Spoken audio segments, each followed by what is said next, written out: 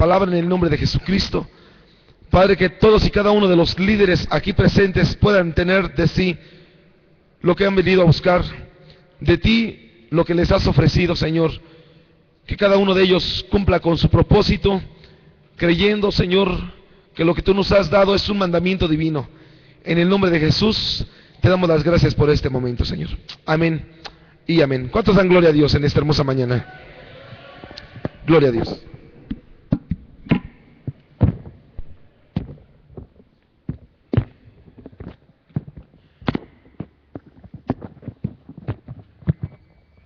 Tome este lugar, mi amado hermano. Cuando nosotros vemos la Escritura, lo que nos habla, lo que nos dice, en este hermoso pasaje, muchas veces comentado, podemos llegar a la conclusión de que el Señor Jesús venía a establecer una iglesia. Ustedes y yo, como parte del liderazgo de este pueblo, debemos de tener bien, de saber bien, de tener bien claro que lo que el Señor nos ha venido a hacer, ha venido a preparar una iglesia para que podamos servirle. Y cuando el Señor desde aquel momento le preocupaba y le preguntaba a los discípulos, a quienes posteriormente llamó apóstoles, ¿quién dice la gente que soy? Pedro se levanta y dice, tú eres el Cristo, el Hijo del Dios viviente. Lo más sorprendente de esto, de este pasaje, es que acto seguido Jesús le dice, bien has dicho, Simón, hijo de Jonás, pero sobre esta verdad que acabas de decir, es sobre la cual yo voy a edificar mi iglesia. Nosotros debemos entender qué es la iglesia que Jesús vino a fundamentar, qué es la iglesia que Jesús vino a marcar como propósito para establecer un liderazgo, porque en todas y cada una de las situaciones podemos ver que Jesús establece liderazgos. Y cuando le decía aquí, efectivamente, Pedro, lo que tú acabas de decir es verdad, y sobre esta verdad quiero que se establezca el liderazgo de la iglesia, y en un momento vamos a ver por qué. Y entonces le dice, y las puertas del Hades no prevalecerán contra ella. Diga conmigo, yo soy líder. Ustedes y yo debemos de tener bien marcado qué es lo que somos para nosotros, qué es lo que somos para Dios y qué es lo que somos para el pueblo. Porque el Señor vino a establecer una iglesia. Y cuando el Señor viene a establecer una iglesia, cuando usted le pregunta a la gente, ¿qué quiere decir iglesia? La iglesia, todos dicen, bueno, la iglesia es una palabra griega que quiere decir, que se pronuncia eclesia con doble K, y esto quiere decir congregación o asamblea.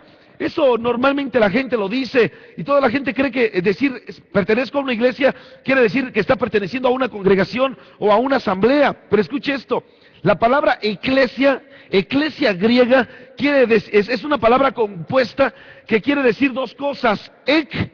Y ka quiere decir afuera. Iglesia quiere decir llamados. Es decir, está hablando de decir, cuando se escribe eclesia, quiere decir son aquellos que son llamados para ir afuera.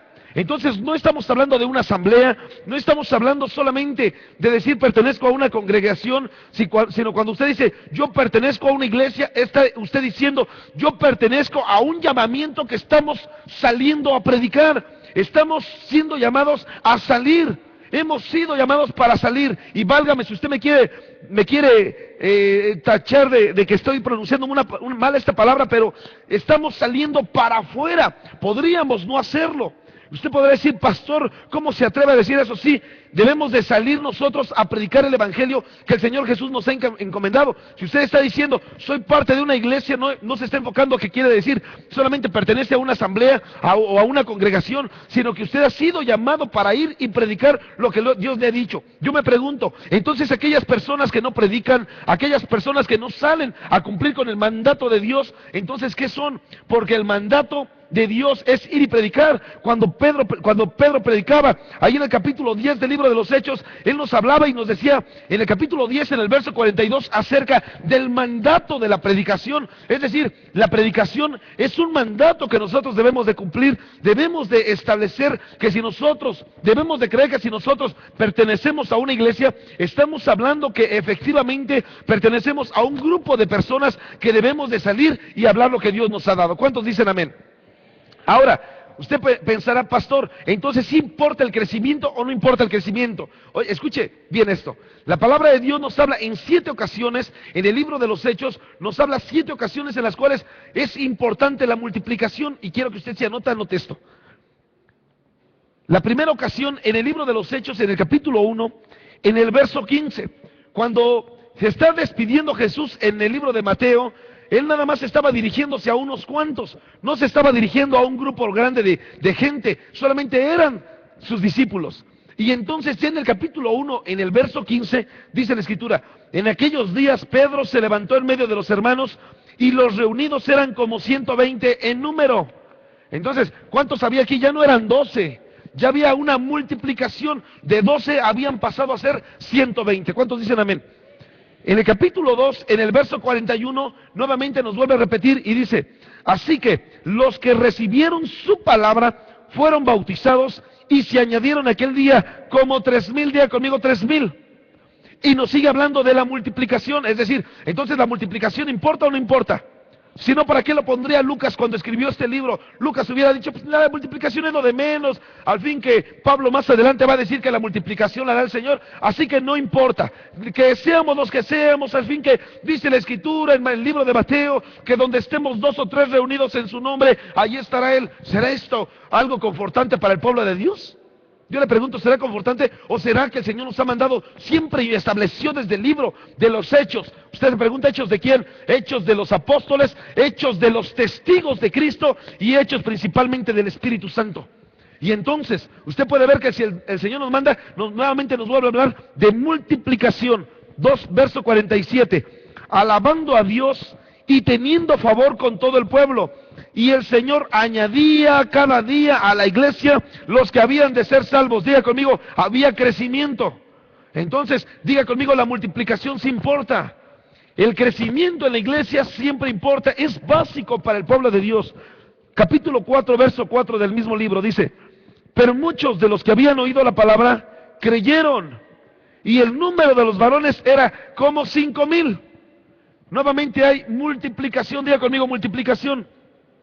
Capítulo 6, verso 7. Y crecía la palabra del Señor, y el número de los discípulos se multiplicaba, diga conmigo, se multiplicaba grandemente. También muchos de los sacerdotes obedecían a la fe. Capítulo 9 del libro de Hechos, en el verso 31 dice, entonces las iglesias tenían paz para toda Judea, Galilea y Samaria, y eran edificadas andando en el temor del Señor, y se acrecentaban fortalecidas por el Espíritu Santo. Diga conmigo, se acrecentaban. Y en el capítulo 16, en el verso 5 dice, así que las iglesias eran confirmadas y aumentaban en número cada día. Diga conmigo, había multiplicación. Ahora, si en el libro de los Hechos nos habla, y usted puede decir, pastor, ¿cómo es posible que haya puesto Lucas ahí? Sí, lo puso para que usted y yo veamos que debemos de tener crecimiento. Una iglesia que no tiene crecimiento es una iglesia que está muerta. Usted podrá decir, bueno, aquella iglesia tiene 2,000 o 3,000 personas. Sí, pero si se estancó ahí, es una iglesia que está muerta. ¿Por qué? Porque no tiene crecimiento. Pastor tiene 10,000. Si se estancó en 10,000, entonces no tiene crecimiento. Entonces es una iglesia estancada. La multiplicación, el crecimiento debe de ser desde el momento en el que se funda la iglesia hasta el momento en el cual el Señor nos llama a su presencia. ¿Cuántos dicen amén? Ahora, quiero que usted vea, porque para que se cumplan estos 7 puntos, en los 7 versos que usted acaba de escribir, aquí debe de haber 7 condiciones también, porque si ustedes y yo no queremos multiplicación, Señor, multiplica este pueblo, Señor, que esta iglesia crezca, que esta iglesia vaya avanzando, Señor. Usted debe de saber entonces cuál es la base para la multiplicación. No se trata nada más de decir, sí, hay que orar para que Dios traiga la lluvia de bendición y miles de personas se puedan congregar aquí. Eso no es suficiente. El Señor también establece bases. Y si el Señor establece bases, usted debe de saber que debemos de cumplir con todas y cada una de ellas. ¿Cuántos dicen amén? Número 1, usted anotó Hechos 1:15, cuando dice, y entonces estaban reunidos y eran como 120. Pero ¿qué pasó para que hubiera multiplicación ahí? Dice la Escritura, se levanta Pedro y dice, se levantó en medio de los hermanos. Diga conmigo, había hermandad. No era una iglesia que contendía, una iglesia que se peleaba los lugares, una iglesia que decía, a ver, como con este sí me llevo bien y que como con aquel como que no, como que este sí me cae bien de plano y este como que no muy bien, pero lo voy a tolerar porque dice la palabra de Dios que debemos de tolerar. No, era una iglesia en la cual había hermandad. Cuando en la iglesia hay hermandad, entonces en la iglesia hay multiplicación. Diga conmigo, multiplicación. Si a la iglesia viene gente y entonces en la misma iglesia en la que usted está, esa gente dice, ¿para qué voy? Si hay lo mismo que en casa, hay contienda, enemistad, hay peleas, hay iras, se enojan unos entre los otros. ¿Usted cree que la gente va a regresar? ¿Regresará? Lo primero que debe de haber, diga conmigo, es hermandad. Dice la Escritura, así que los que en el capítulo 2, verso 41, el segundo punto que escribió. Así que los que recibieron su palabra fueron bautizados. Diga conmigo, debo de recibir la palabra. Pastor, a veces la palabra es dura. Aunque sea dura, usted la debe de recibir. Una iglesia que no está acostumbrada a recibir la palabra es una iglesia que no va a traer multiplicación a la iglesia. No va a haber gente que quiera venir. ¿Por qué? Porque usted se pone a separar. Esta palabra como que no me gustó. Esta palabra como que menos. Esta palabra como que estuvo bien. Entonces, si usted se pone a separar la palabra, cuando le preguntan a usted, oiga, ¿por qué no me comparte de lo que tiene? No, ni te quiero invitar porque mira, a veces como que nos llueve, a veces como que la palabra de Dios es dura. Entonces mejor mira, como que no te puedo invitar. Si usted se pone a separar la palabra, en ese momento no está recibiendo la palabra que proviene de Dios, porque todo lo que se le predica es bíblico, todo lo que se le predica siempre tiene un fundamento meramente escritural, basado en el único libro de todos los libros. No puedo decirle, estamos basándonos en un libro que fue escrito hace 50 años, no, nos basamos, todo lo que hablamos es basado en la única y bendita palabra de Dios. ¿Cuántos dicen amén? Y entonces, diga conmigo, debo de recibir su palabra. ¿Quiere usted que haya multiplicación? Reciba la palabra. A veces es dura, recíbala. Aunque no digan amén.